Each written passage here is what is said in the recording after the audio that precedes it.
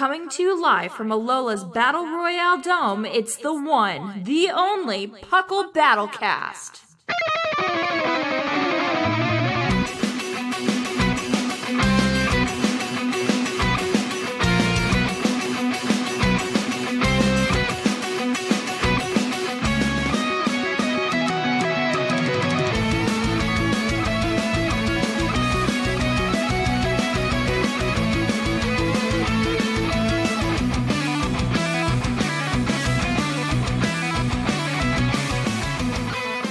Hello and welcome to episode 34 of the Battlecast. I'm your host, Seth Vilo, here with a couple brilliant people to talk about something a little different than normal. Instead of diving into the Smogon land, we're diving into what's coming up on the PUCL radar. So I have the two brilliant minds behind the PUCL Draft League here with me. Starting off, we've got the one, the only Mr. Claude9. Howdy, howdy, who?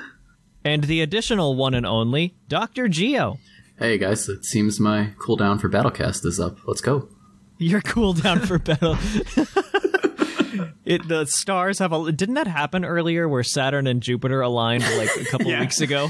Yep, and here we are back again. I have been summoned to Battlecast. Once every 400 years. The Titans are released and Geo comes back. That's what happens. Oh my gosh. So how have you guys been? What have you guys been up to? Just any kind of battle-wise, anything to do with anything? I think we've been spending a lot of time getting Season 5 good to go. Or at least I have. I've spent a lot of time also playing Super Staff Bros Brawl 4. Super Staff Bros, the best ladder on anything. Yep. It is ridiculous, and it is absurd, and It looks like fun. Is it still going? Yeah, it's still going. Okay, good. I didn't want to miss out. They're not going to change it for a year. Good. It'll just be there hidden on... Yeah. We'll eventually have our own Battlecast about Super Staff Bros. Oh, that would just be... awful. Chaos. Yeah. Chaos. You guys should do that for one of the Poke of the episodes. Well, you don't pick a team. They give you a random team. Exactly. YouTube video, you just doing that, and just do the episode on whichever one gave you the most success.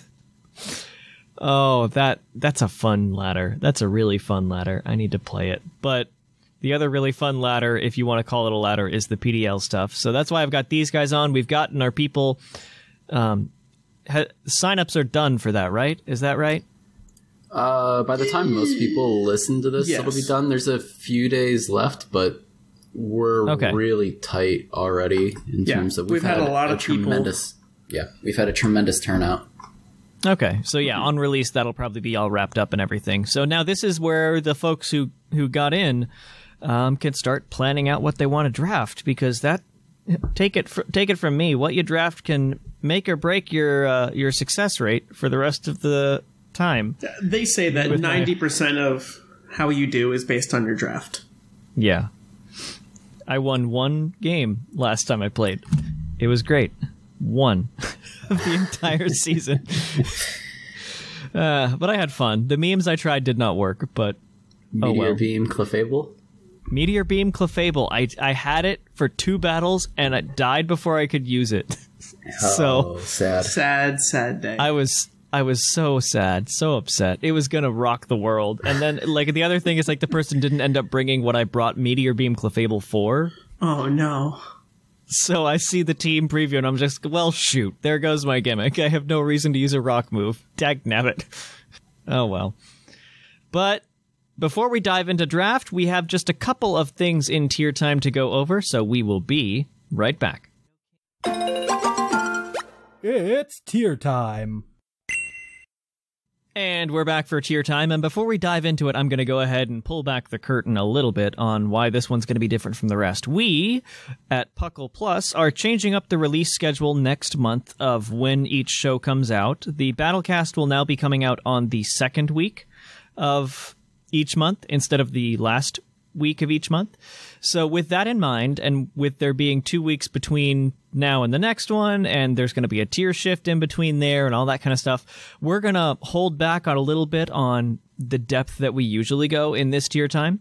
It's New Year's, whatever. that's going to be one excuse, but also we're going to go more in depth next month when we actually have a little bit more, because it'd be silly to talk about all the things that happened and changed this time only for it to be completely different in 2 weeks. So we're going to run through real fast, go through the bans and a couple big effects that we just see as the three of us, and that's how we're going to do it this month. So starting off from the top, we've got Uber, which recently had the biggest change of any of the tiers a couple months ago with the banning of Dynamax. And now there is a lot of ramification from that. Just mainly, everyone's looking at banning to anything goes, either Zacian Crowned or Calyrex Shadow Rider form. Is that the sword dog? Yeah, that's the sword dog. I was going to say, I don't think the shield dog would be all that effective. No, shield dog is bad. The shield dog is actually looking to possibly be tested in OU. That's how bad it is. I think it's only the crowned version, or the shield version, right? The one that has to hold the item? The rusty shield. Yeah. Because if you can change, if you take its stats and give it any item, it's nuts. It can do exactly. It's better than OU. But like if you force it to have that item, it's worse, which is funny. Yeah. Exactly. Yeah, it's that bad being restricted to that item. But it's a knockoff absorber, so whatever. But anyway, this is Uber's, and I was kind of shocked reading through the discussion things. I was under the impression that Calyrex Shadow would be the first on everyone's radar. It's not. It's actually Zacian that's first on everyone's radar to look at once things settle. Zacian's also, it's been stupid and broken and very, very good in Uber since the dawn of Gen 8. Yeah, and I think the biggest thing is you can't suddenly double your HP to counter it anymore now that Dynamax is gone. Well, and that's the big change. Doesn't it have Behemoth Blade anyway? So, like, what does that matter? It does, I don't play but Ubers, so I'm asking questions here. Yeah, you're good. No worries. It does double the damage, but that might it doubles the base damage, but it still might not be enough to break past what you're looking at. Like if, for instance, if a Kyogre is Dynamaxed in front of you, it doesn't matter if you Behemoth Blade or not. It's still a resisted move, so it's not going to do a lot. Yeah, true. I think it's like the like one of the numbers doubles, and then defense is calculated, and then it takes away from HP rather than it does this much and then just double it. Yeah, It doesn't just double the damage. It doubles the damage base. That's all. Understood. Yeah. And that was what was allowing, I guess, things to kind of stick in on Zacian and counter it a little bit more, was the fact they could just go big and also crank up the base power of their moves and all that kind of stuff in most cases. So with that gone, Zacian is... One person summarized it really well. It has exactly one counter in the entire Pokedex, and that is Quagsire. That's it. That's it? Unaware Quagsire. Yeah, because that disables the... the +1. Yeah, whatever. What's that ability? Intrepid Sword. Sheesh. All the other things that people are using to check it, the other things that they listed that are possible are Arcanine with Intimidate, meh, and Necrozma Duskmane, which Assurance, after it takes rocks switching into the Zacian, an Assurance hit can do like 80% to it. So that's not a counter. That's not enough. No. Arcanine feels bad in a world of Kyogre and Groudon. Which is why it's not even like that's a joke. A viable. Yeah. I guess your best counter is just running Ditto. That's another reason that Ditto's use is so high, honestly. Yeah. We're back to like when OU first dropped. Ugh. Yeah. Ugh. You can gauge the brokenness of a tier by the usage of Ditto, really. Yes. Yes. But yeah. A lot of teams are forced to run the combo of Eternatus, Necrozma Duskmane, and Yveltal, which counters, or at least checks, both Zacian, general threats with Eternatus, and... Calyrex. Calyrex, thank you. Yeah. With the Yveltal. Tons of teams just have those three. But that's not a good meta if you have to have three of the same thing. Yeah. Granted, it's Ubers, so it's Ubers. Yeah, Let's move Ubers. on. Oh, well. Let's move on. Let's move on. We're probably going to see an Anything Goes ban, but let's move on. So, down to OU, which has had a lot happen in the last month. One thing is... We'll sum it up. We could sum it up in 2 sentences. Yeah, really, we can. Pheromosa was banned. That suspect came and went over the last month, and surprisingly, within like a week, Urshifu Single Strike's suspect test came up. So by the time the next Battlecast comes out in a couple weeks, that'll probably be gone. Yeah, and probably. I can finally sleep easy at night. There's no way it stays in. I think the only reason why it's been in for so long is it dropped with the last DLC. And then, Magirna was a bigger problem at the time. And then they brought everything else back. And so it's just finally his turn. Is Magirna still around or was that banned? It was banned, but it came back with the DLC 2. Okay. It may be next. I don't know. Let's get rid of Urshifu and see how it does, It's just like when you have so little counters to it. At least Heatran's back at the same time. Yeah, so that's going to be a huge check to it. So I'm not as worried about it. But no. Mm-hmm. Well, there's always going to be something that's broken or meta-centralizing an OU. Yeah, it just eventually happens. And it's just that Urshifu Single Strike is just a little too strong. There's no way to play around it. Like, you're forced to run something like, physically defensive. Possible. Yeah, or Toxapex. I don't know. There's Galarian Wheezing is your counter. Until it Iron Heads you, and then oops. Yep. Yeah, that's why a lot of people are annoyed and think like, oh, Toxapex is broken. No, it's because it's common, because Urshifu's common, because that's one of the only things that can switch into it to try and predict what it's going to do.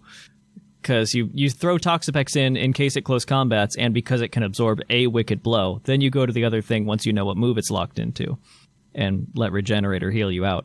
That's the reason that Clefpex is common, is because, oh, he used Wicked Blow. That 2-hit KOs my physically defensive Toxapex. Let's go to Clefable, which resists it, as he switches out to a Clefable counter. Yay. It's very easy to use. That's a problem, too. It's a mindless... It's a win button. Yep. Yeah. So I will be happy to see it gone. I don't see anybody making arguments why it should stay that particularly hold water, so... I think it could only stay if all the original stuff that dropped down from Ubers stayed in. But that was a weird, chaotic mess of so many OP things where, like, whatever mon you started with, if you just kind of won if they didn't have a counterplay to it. Like, well, that's the thing is, like, stuff. He wasn't, like, even in that meta, he was still as strong. It's just there were other things that were stronger that made you not want to use it. Yep. So moving down the line... Like I said, we're doing rapid fire here. We've got UU, which if you caught the PUCL Showdown a couple weeks back, you got to watch us all learn this tier together. It was a grand old time. It was a hilarious battle series. But a couple things happened there. Ban-wise, Aegislash and Galarian Zapdos were banned by Quick Ban. And also, after a public suspect test, Blaziken was banned to UUBL. Yeah. So... Blaziken was busted. It kind of was. After watching the showdown and seeing people both use and be destroyed by it, down there, yeah, it's busted. Yeah. I'm hoping with Urshifu gone, maybe Blaziken gets some more usage, but I don't know, man. I'm not convinced yet. Yeah. The thing I worry about is things like Slowbro Rising, because Urshifu's gone, and Slowbro is a Blaziken stop, so it might make it go even lower. Listen, I don't know. If you get a Swords Dance up, you can 2-hit KO with Thunder Punch. I mean, true. Or just run it with Electric Terrain. We're just going to see Coco Lucha come back. Oh, God. It's already starting. Why did you say it? It's that and, like, Tapu Lele, who hasn't seen a lot of play, is going to just start coming back more. It barely made OU. Like, it's like 38th or whatever in the list of OU Pokemon, and I think there's only 39 slots. Mm-hmm. It barely made OU. It's going to stay OU. I hope so. People are catching on to how disgustingly powerful Lele is, so we'll find out. Jumping down, the next tier, it's a really simple one. RU, banned Diggersby. That's the only real thing. Yep, I mean, that makes sense. I was surprised it dropped so far, but... Yeah. RU lost a couple of mons just from usage in UU, but that's about it. Mm-hmm.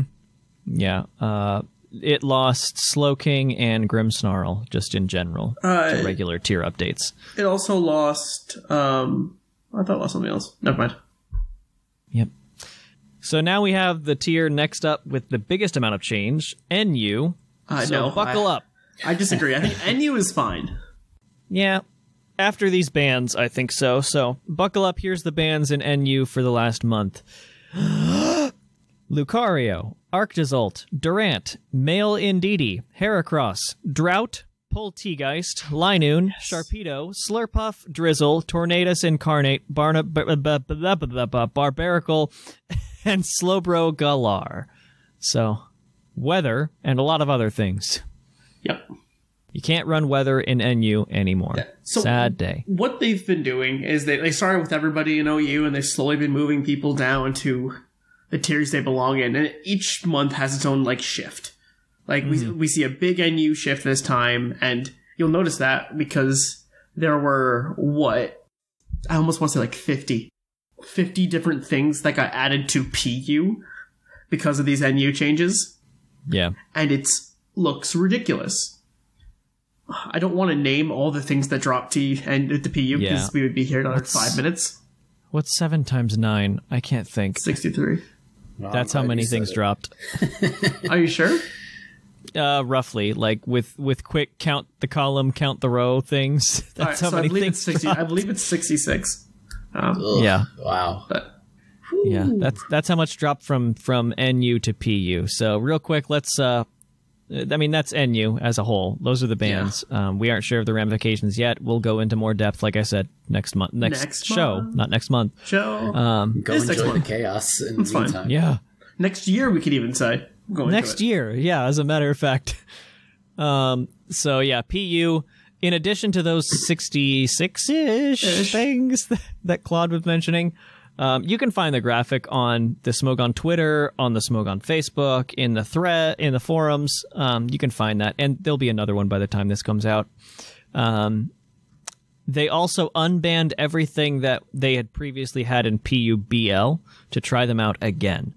So that is uncharted territory. Except for the things they immediately banned. Yeah. There were certain things that dropped from NU to just BL. Right. Yeah. Those were the things there that don't have high enough usage for being fully NU. Absol, Arctivish, Galvantula, Golurk, Hitmontop, Magneton, Mesprit, and Scyther. That was kind of a fun, do I recognize this Pokemon sprite quiz? That was good job, me. Next we'll have Geo name everything that dropped from NU to PU and see what he gets right. Oh, no. I mean, I can just do the 3, forms there of our boy. Sylvale, and Sylvale. Yeah, yay, you got it. There's 3 forms, 3 colors. Let's see. You get a white thing and a gray mon, something with wings, another mon with wings, something pink. One of them poison, big tree, steel, 2 things with sword arms. Kind of a tree, a big rock, another big rock. Machamp. Let's just get our Gen 1 mons out of the way. There we are. There it is. Okay. Gen 1er. I'm surprised Golbat dropped. Thinking about it, like that's one of Thatch's favorite things to run in drafts.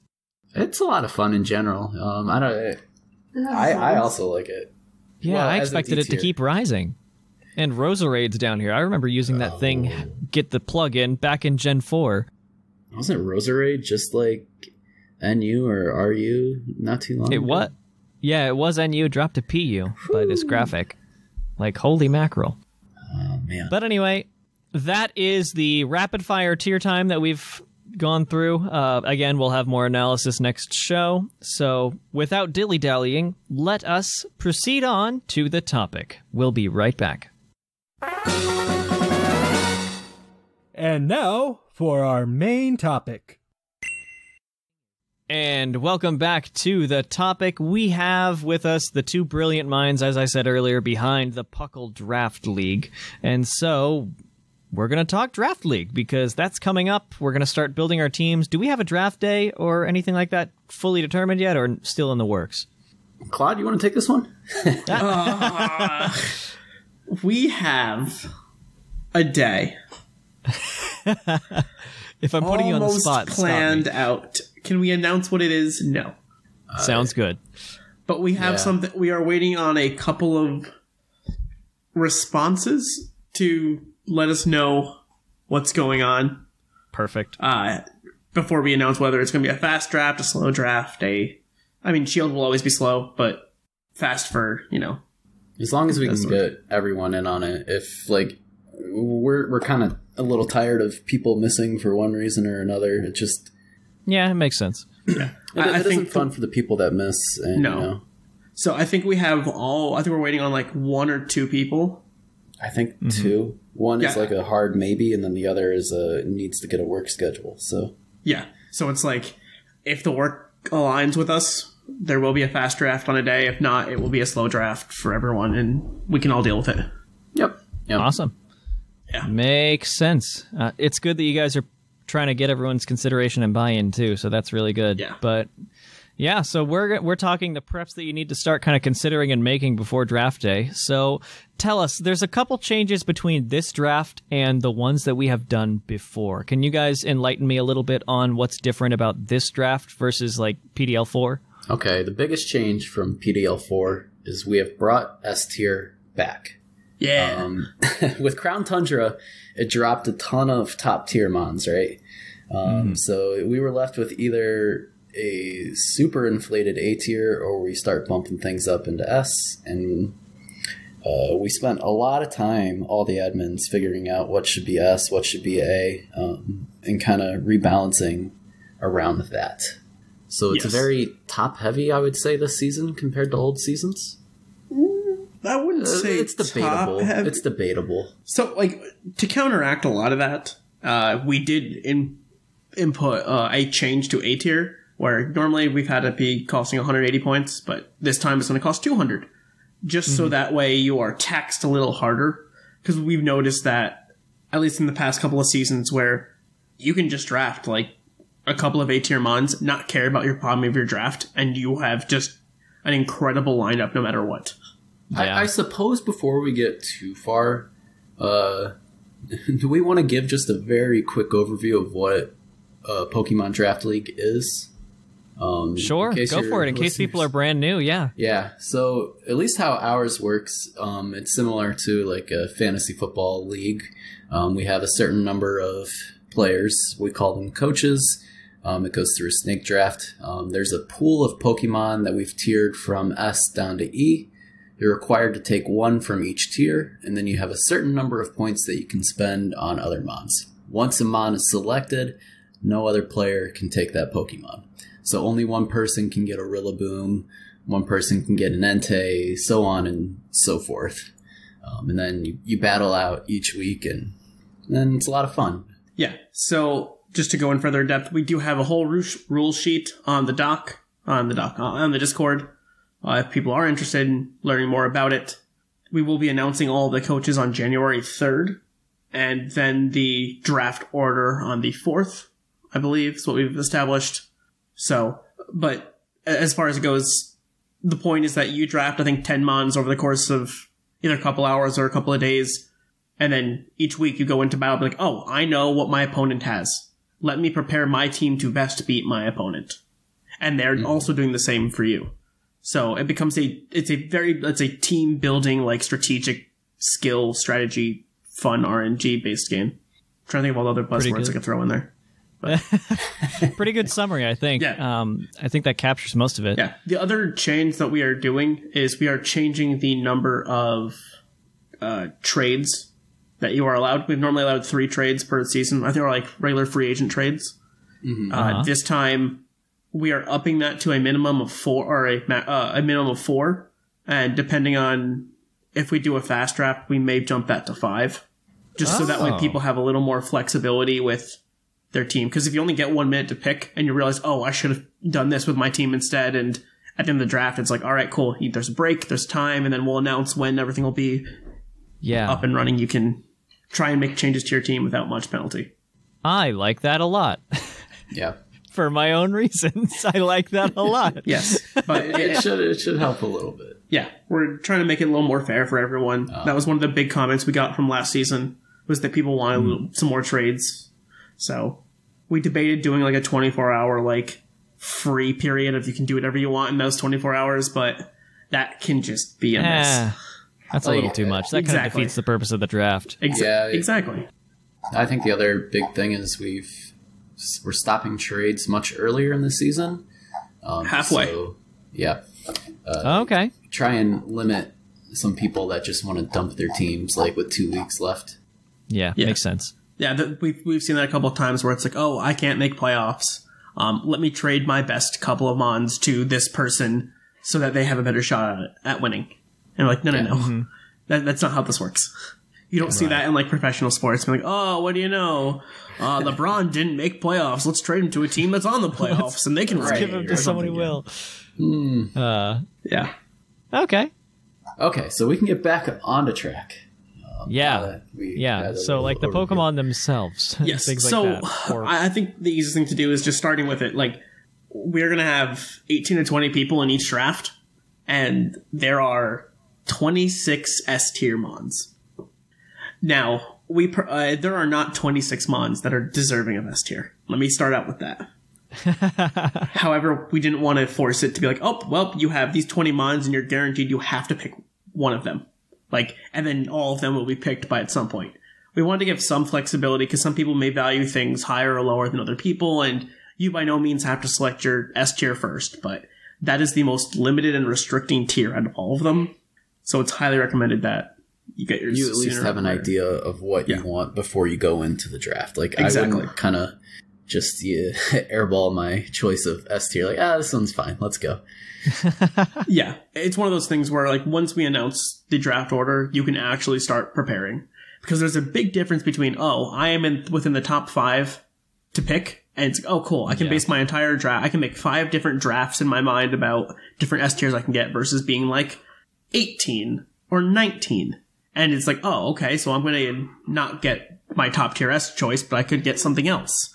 And it varies on how you want to build your draft and go from there. And it also varies if you're in the middle. Like if you're 9 through basically 11 is just a weird spot to be in. I agree.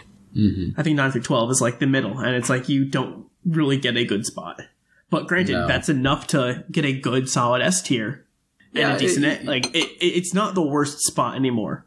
I've been seeing more and more drafts where if you are in the middle, your drafts turn out a little better based on just because you have these, like, especially when there is more power, you're getting more of a balance and you're not having like a weak side where I feel like you can end up with being on one of the wheels.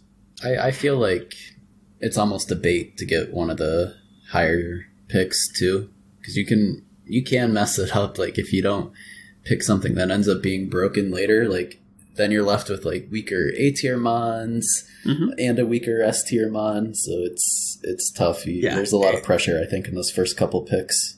Yeah, like there are, in my mind, I can look at this and I see there are probably 5, maybe 8 really solid S tier mons that I consider like very good. You should pick these and build a team around them. If you don't pick one of those in the top 8, you have a lot more work you'll have to catch up on later.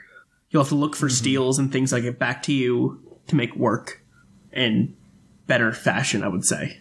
Yeah. It's all a crapshoot of, like, granted, if you are the number 1 pick, you have like 30 something picks before it's back to you. You better hope that your next 2 picks can make up for that. Yeah.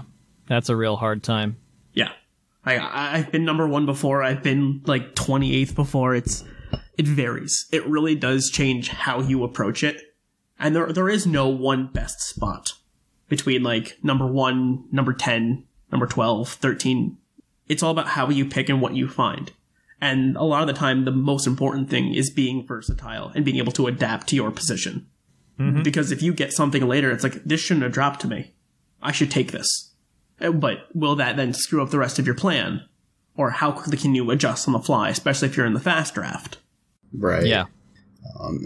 I think, depending on who you ask, some people put quite a bit of time into their prep for the fast draft.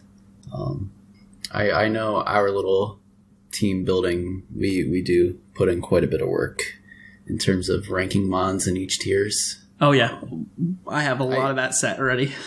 Yeah, it really, it's just kind of to speed things up, because when things are happening, 1 minute at a time, you blink and it's your turn to draft. Uh-huh. And that's the thing, is if you're in the middle, you have less time. You have 20 minutes between each pick, whereas if you're on one of the ends, you can think 30 minutes between, okay, I made this pick. I have 30 minutes to figure out my next thing. Yeah. I've had it a couple times where like the person 2 slots before me picked what I was targeting, so now I have 120 seconds to figure out what I'm going to replace that slot with. Oh, yeah. So I've got to... You want to have your ideal pick and a couple backups kind of in mind if you can. At all times. But don't be too dedicated to it. Like, things will go awry, things will screw up, so be ready to adapt. And that's what trades are for later on. Yeah, So, and this is kind of a good segue into talking about roles on teams that you want to draft for anyway. Because, like, if you're dead set on, like, Alakazam, you're looking for this, like, special wall breaker sweeper, have an idea of other mons that fill that same niche for your team, whether it's another psychic mon, another high special attack, whatever you were actually looking for in that Alakazam. And so, like, if Alakazam goes two rounds before you, like, or 2 picks before yours, you it's easier to come up with that backup instead of just like, it's not easy, but it is easier. I think the more you can generalize what you want to do and, like, break that down into, I like big, bulky offense, or I really like to play stall, or I want to be very aggressive all the time. You can break that down into specific pieces of, I would like to find a mon that can set up a sword stance, just sweep a team. And then that gives you an idea of, let me look through all the Pokemon that are available, throughout all the tiers, but who can I pick that can do this? Or I really like Shell Smash. I want a Shell Smash user. You can figure out who you can use. And it gives you more options. And then when you're drafting, it's like, I want to draft this thing now. And then you can look and figure out, I only have these amount of points. I want to grab this thing. Or can I afford to grab something else if it's not on this list of stuff that I want? Like, it's a matter about figuring out the roles, and, like, I almost draft by role half the time rather than the mon itself. Just because I think it keeps me more flexible. I try and keep 2 things in mind when I'm drafting, and it's... Well, it's a lot more than 2. I'm going to rewind it a little bit and just kind of bring it back to, like, what if you're kind of newish to draft? Because we're talking about a lot of, I feel, more advanced concepts here. I think you can kind of start off pretty simple and, build a good draft around this. And you kind of want to get 2 things.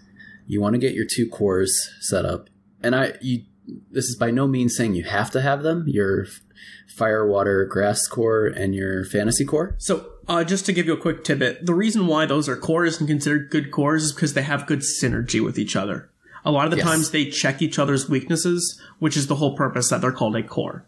You by no means need to have a fire, water, grass, or a fairy, dragon, steel core. Like I wouldn't get into round 6 and be like, all right, I don't have my water type. What water types are on the board? I wouldn't get into that, but, like, if you have those and you have drafted some type of win condition, like a super fast mon that hits fast, or, is a really good priority user, Linoon, extreme speed comes to mind.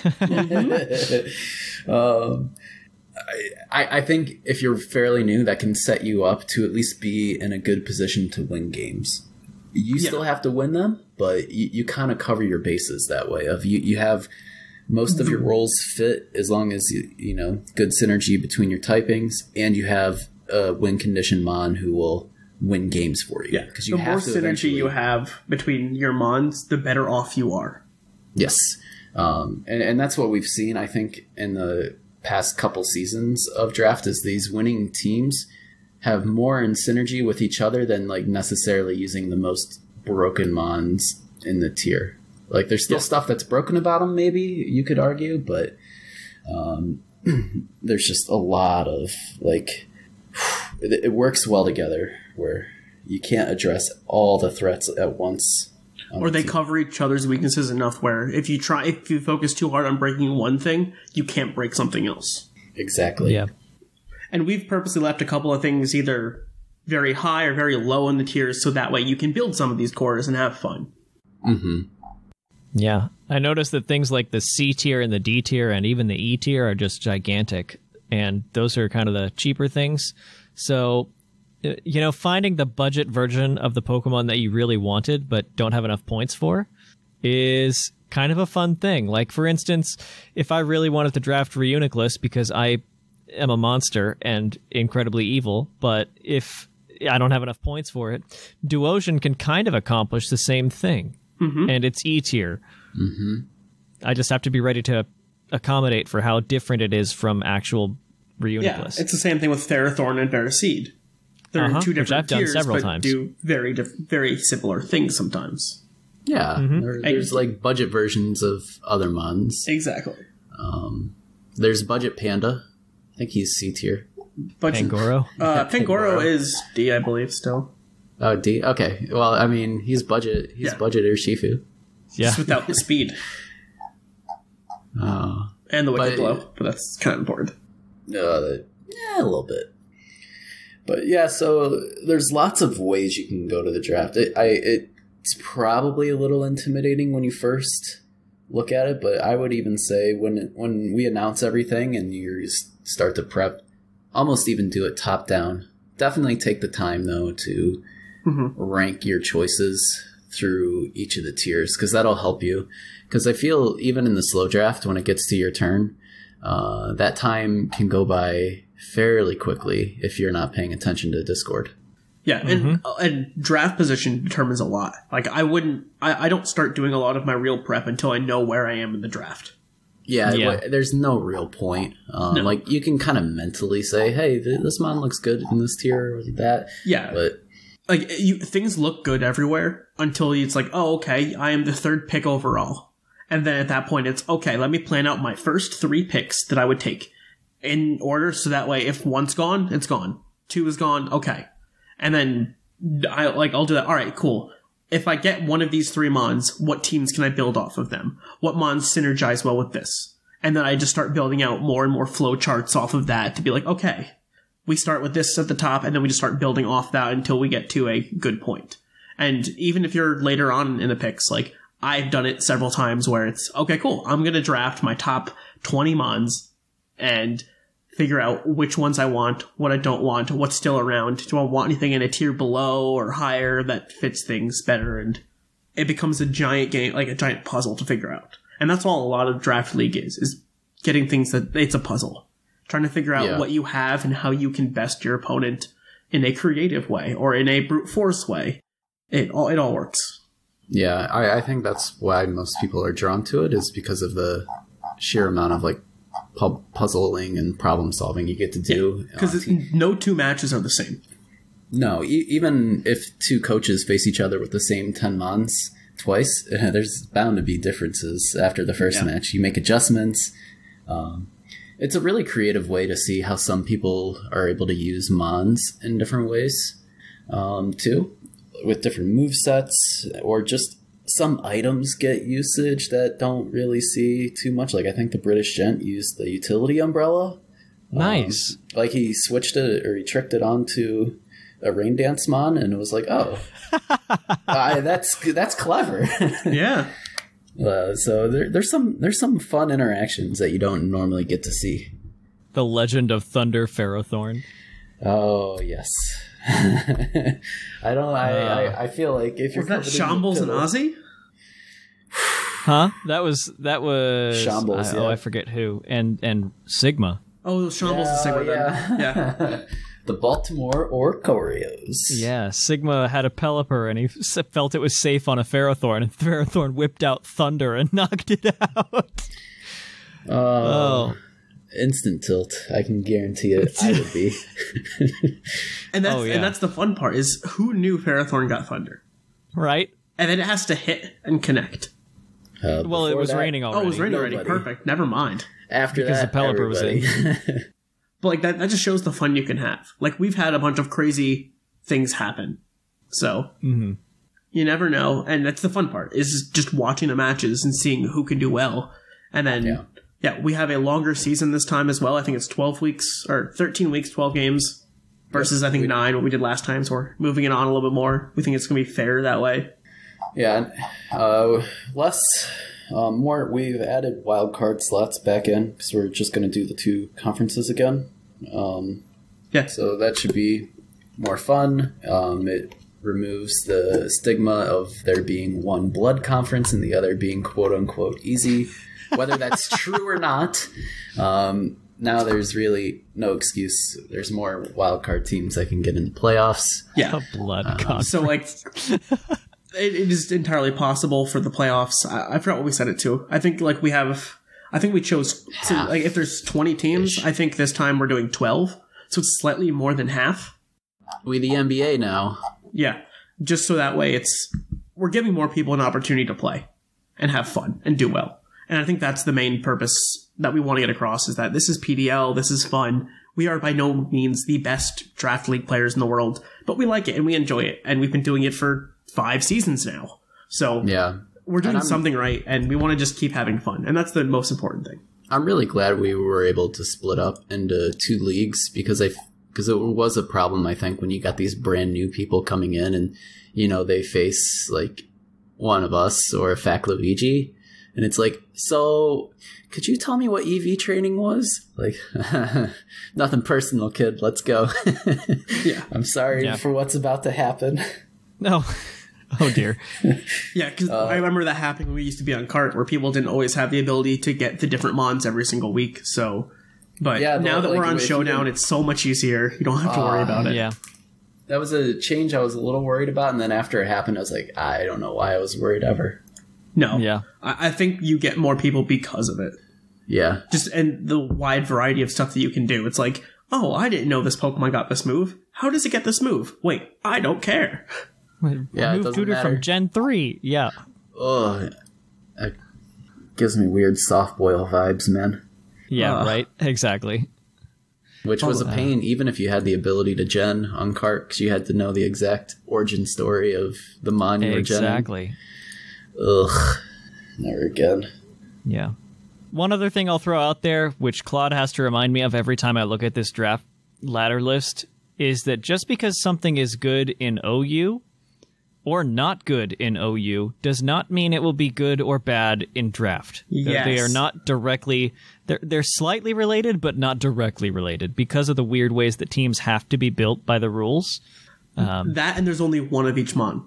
Yeah. You don't need to worry about Spectriers running around on every single team because only one person will have it. And because, like, if you look at everything in in S tier, none of the S tier mons can be together. And if you look at that compared to OU, that's, I want to say, about half of OU, if not more.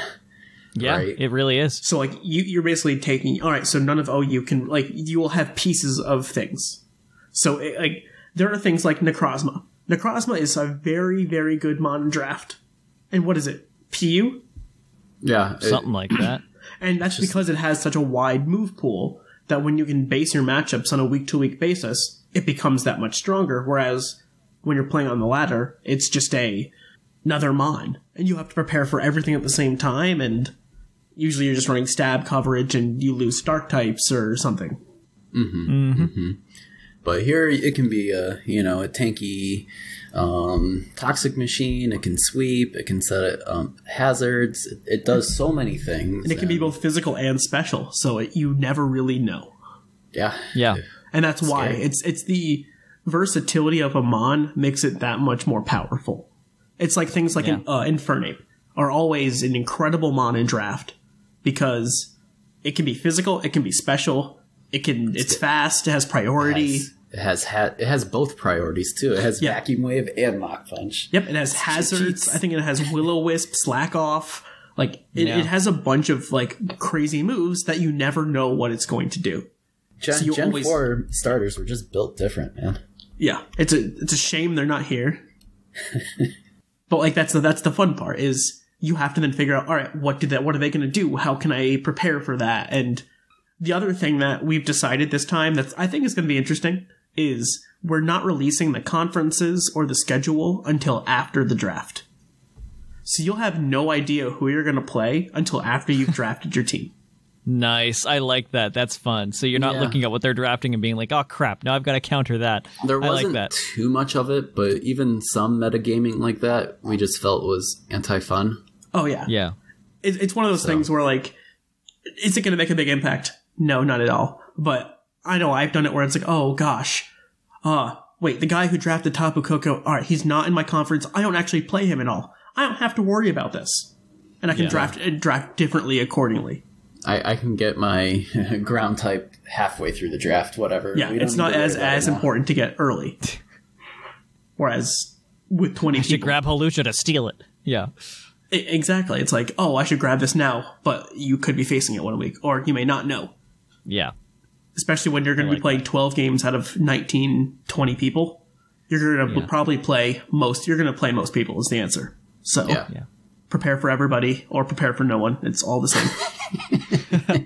I gotta hand it to you guys. Every time that we do one of these draft league things, it's a little bit better every single time. And I really think you guys are doing a fantastic job handling it and coming up with ways to improve it, little tweaks and changes. So just props you to you wait guys. till you see the doc. We have added so Ozzy has come up with some brilliant technical stuff in there, and then I've taken a couple of pieces of things that I've seen before. I'm like, oh, this looks cool. Let's add this in there. And Ozzy's found a way to do it. And wow. I'm most proud of the team page. The new team page, I think, looks so cool and has so much good information on there to help new players, old players, everyone, that it's going to just be awesome. I'm excited. Looks good. We also have the weekly streams coming back with hopefully better than last year. And the fact that getting better, Crappa.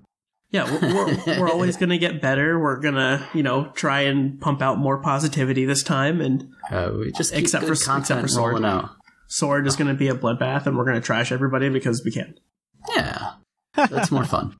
Awesome. Yeah, well, I'm really excited for this. I think we've done a pretty good job kind of giving a coverage idea of what's coming down the pipeline for draft. Before we hop off. Yeah, go for it. Gio, what is your favorite mon to use in draft? I figured we'd go through everybody. The favorite that I've used in draft has to be Dredagon. It's D tier, but it's your physical pivot always. Like you can't attack it. Like, and you spend no value on getting him. It's wonderful. I think I've had it twice now. Yeah, 3 times. It's good. Seth, what about you? Oh boy. For me, I gotta say that I really like the Ditto strategy, because that whole thing that Claude said earlier about, if there's only one in the draft, ha ha ha, joke's on you. No, there's not. I have a Ditto. I can do it too. And it also really discourages the opponent from having a runaway setup sweep, because if they even consider building it, like even in building the team, they have to build their team in a different way for the Ditto threat. I will say there are a couple of traps to that. Anytime there's an ability like, I think Unburden, Ditto does not copy the Unburden boost. Correct. Yeah. So like I've been in a situation where I've had Hawlucha pop off from like an electric seed, and then someone brings in a Ditto thinking they're going to kill it, and I still go faster, and Acrobatics is stronger for me. Yep. Exactly. Like, Acrobatics is another thing that helps counter the Ditto if you are That's when you counter the counter with electric seed Ditto. Yeah. Exactly. There you go. You gotta know the tricks to get behind it. Oh my gosh, could you imagine that electric seed Ditto just to go? Oh my god. So you copy the Hawlucha, get the electric seed boost. Actually, does that work like that? And then pray you're faster. Wait, so would electric seed go off before the transform or no?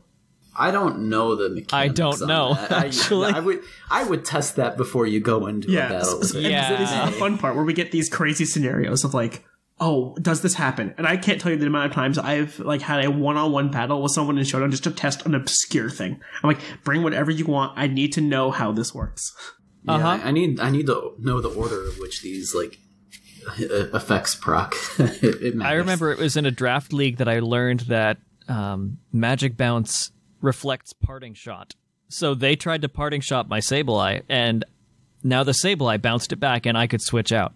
I had that with Clear Body. They went to Parting Shot. I had come on with Clear Body. I think it was a Metagross, and nothing happened. My stats couldn't be lowered, and he couldn't switch out.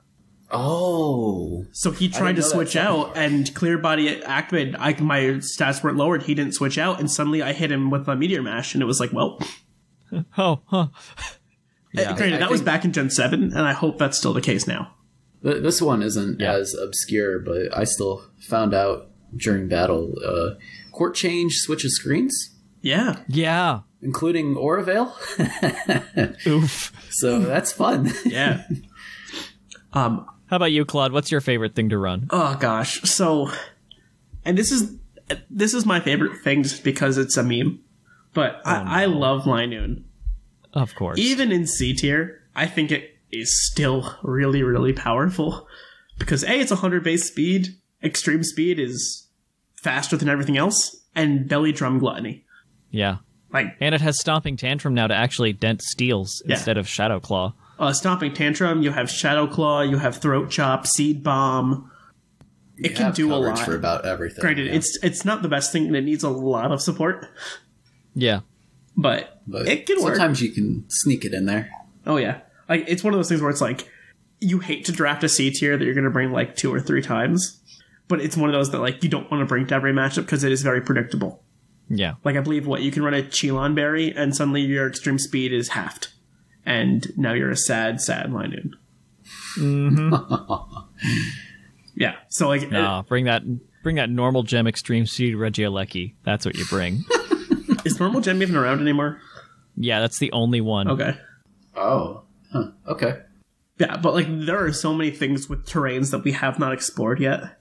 Oh yeah. That are around because we have so many more terrain setters, and now Steel Roller's a thing. So we'll see if we get to see any fun interactions. Yeah. Yep. All right. Well, I think that's a good place to wrap it up there. In the spirit of this being a shorter episode, we are not doing a team of the episode this month. We'll catch you next month with that. So we're just calling it here, wishing you guys a happy new year, and hoping the next one isn't as interesting as this one has been. So this episode comes out on New Year's Eve. So, be safe out there. Happy New Year and all that kind of good stuff. And, if you like what you hear, listen to PUCL, the big main feed on the actual PUCL feed instead of PUCL Plus where you're hearing this. Those have shows every Monday. In addition, PUCL Plus is, as I mentioned earlier in the show, we're doing a little bit of a shuffle with the order of shows starting next month, where the first episode of the month is going to be Game Corner. The second is Battlecast. Third is TCG Cast. And fourth Thursday is the Trivia Rewind. Wow, I can't talk. Trivia Rewind. So, tune into PUCL Plus, catch our other shows there, and also join our Discord. That's where all the magic happens, including this draft stuff, as we've mentioned several times, and any other events that we have. Follow us on Facebook and Twitter, and if you can support us, you can do that through TeePublic or our Patreon page. We greatly appreciate everything. It makes us all sound better. It goes right back into building the community. So, until 2 weeks from now, when the next episode of Battlecast comes out with the new schedule, I have been Seth Vilo. I've been Claude9. And I'm Dr. Geo. And we'll catch you guys next time.